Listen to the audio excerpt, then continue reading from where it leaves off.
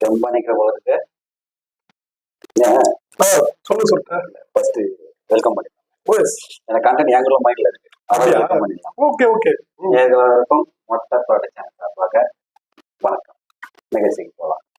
இப்போ பொதுவாக வந்து ஒரு இயற்கை பேரிடர் ஒன்று ஆரம்பிச்சேன்னு வச்சுங்க, நான் சீரியஸாக இருக்கேன். ஏன்னா சிரிப்பாக வரப்போறேன் போதுல, ஏன்னா கொஞ்சம் உள்ள இருந்து கேட்க போறேன். இயற்கை பேரிடர், இந்த மழை வெள்ளம், இந்த புயல் காற்று அந்த மாதிரிலாம் சில டைம் வரப்போ சில சமூக ஆர்வலர்கள், நான் பேரெல்லாம் சொல்ல விரும்பல, நிறைய பேர் இருக்காங்க, உங்களுக்கு எல்லாருமே தெரியும். அது தவறு, இது தவறு, இது எப்படி செய்யணும், அது அப்படி செய்யணும் வந்து குரல் கொடுத்துனே இருப்பாங்க. இந்த ட்விட்டர், இன்ஸ்டாகிராம் எல்லாம் பார்த்து ஒரு மாதிரி வாய்ஸ் ஒரு மாதிரி கொடுத்துனே இருப்பாங்க. ஆனா இப்போ எல்லாருமே நிசப்தமா இருக்கிறதுக்கான காரணம் அதுக்கு என்ன காரணம்னா, ஏன்னா இப்ப இருக்கிறது வந்து அவங்க எஜமான் தான் வந்து ஆட்சியில இருக்காங்க. புரியலையா? எனக்கு எனக்கு புரியுற மாதிரி சொல்லு. இப்போ உங்க வீட்டுல நாய் வளர்ப்பீங்க. ஆமா. நான் வந்து என்ன பண்ண அந்த நாய் அந்த வீட்டு உள்ள நீங்க போயிருந்தீங்களா? உங்க வீட்டு உள்ள நீங்க இருந்தீங்களா? கரெக்ட் புரியுது எனக்கே புரியுது. நான் அவங்களுக்கு புரிஞ்சிருக்கோம். இல்ல என்னன்னு பாத்தீங்கன்னா, ஒரு 2.5 வருஷம் 3 வருஷம் முன்னாடி யாரெல்லாமே, அதாவது இவங்கெல்லாம் சமூக ஆர்வலரா, இவங்கெல்லாம் வந்து கருத்து பேசுவாங்களா அப்படின்னு நினைக்கிற மாதிரி அவ்வளவு பேர் கருத்து பேசியிருந்தாங்க. பேர் லிஸ்ட் ஆரம்பிச்சா போயினே இருக்கும். 1 2 இல்ல, இதுக்கு சில அமைப்புகளும், அதாவது சில பேர் தனிநபர்களா சில பிரபலங்கள் பண்ணியிருந்தாங்க, சில பேர் வந்து சில அமைப்புகளா பண்ணியிருந்தாங்க. இன்னைக்கு என்கொயரி பண்ணாதான் அதை பத்தி எல்லாம் ஏன் இவங்க எல்லாம் 3 வருஷமா வாய திறக்கல அப்படின்னு பார்த்தா இப்ப டீட்டெயிலா தெரிய வருது. ஆனா இதுல வந்து ஒருத்தர் விதிவிலக்கு, அதையும் இதுல சொல்லணும். விஷால் அவர்கள் வந்து விதிவிலக்கு. அவர் வந்து பாத்தீங்கன்னா கடந்த ஆட்சியிலும் வந்து ஆட்டமான பதிவுகள்லாம் சொல்லுவாரு. அதாவது இது குறை, இது சரியில்லை, இப்படி இருக்கு அப்படின்னு சொல்லிட்டு. அதே மாதிரி இப்பயும் வந்து மழை வெள்ளத்துக்காக அவர் வந்து கருத்து தெரிவிக்கிறார். இந்த மாதிரி வீட்டை சுத்த தண்ணி இருக்கு அப்படின்னு சொல்லிட்டு. குறிப்பா சொல்ல போனீங்கன்னா, அவர் வந்து இப்ப இருக்கக்கூடிய அமைச்சர் ஒருத்தரோட நெருங்கிய நண்பர். கல்லூரி காலத்துல இருந்து அவர் வந்து நெருங்கிய நண்பர். அவர் துணிச்சலா பேசும்போது பாராட்டக்கூடிய ஒரு விஷயம் தான் உண்மை. விஷால் அவர்கள் மட்டும் தான் கருத்து போட்டார். மற்றபடி வேற யாருமே பார்க்க முடியல. நீங்க அப்படி யாராவது பாத்தீங்கன்னா கொஞ்சம் அதெல்லாம் கமெண்ட்ல போடுங்க, நானும் தெரிஞ்சுக்கிறேன். ஏன்னா லைனா சினி ஃபீல்டுன்னு தெரியுன்னா ஒரு 15-20 பேர் வருவாங்க. சினி ஃபீல்ட தாண்டி சோசியல் ஆக்டிவிட்டிஸ் சொல்லுவாங்க. அவர் யாருன்னு பாத்தீங்கன்னா, ஒரு துணி கடை முன்னாடி மரம் வெட்டினா 5 கோடி வாங்கினவரு சேலம்ல. அப்புறம் பாத்தீங்கன்னா காந்தி பேர் வர கூட வச்சு சுத்தர் ஒருத்தர். இந்த மாதிரி எதுக்கு என்னன்னு தெரியாம, அப்புறம் மாணவின்னு சொல்லிட்டு 45 வயசுல ஒரு பாட்டு வருவாங்க.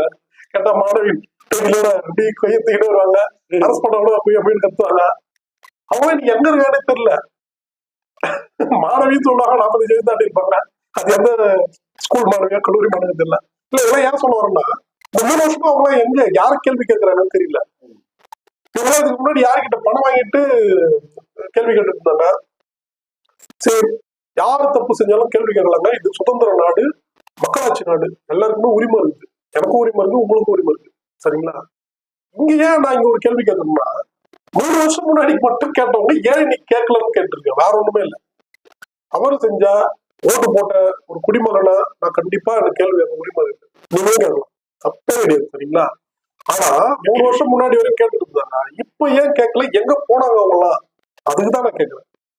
இப்ப புரியுதா? அந்த அவங்க எல்லாம் எங்க போனாங்க? அதான் யோசிக்கிறேன், எங்க போனாங்க.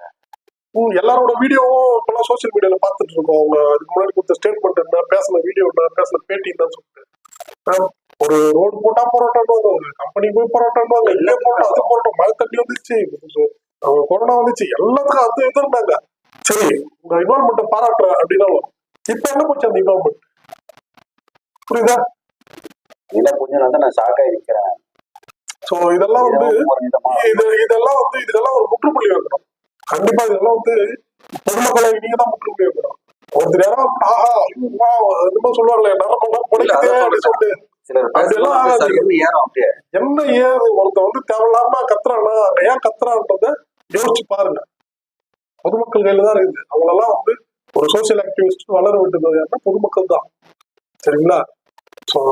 கருத்து சுதந்திரம்ன்றத கரெக்டா பயன்படுத்துங்க. காதை கொடுத்து எல்லாம் கேளுங்க, உணர்ச்சியை கொடுத்து பண்ணாதீங்க. அதே மாதிரி வந்து இந்த டைம்ல வந்து கார்ட்டூனிஸ்ட் பாலா அவர்களையும் பாராட்ட விரும்புறேன்.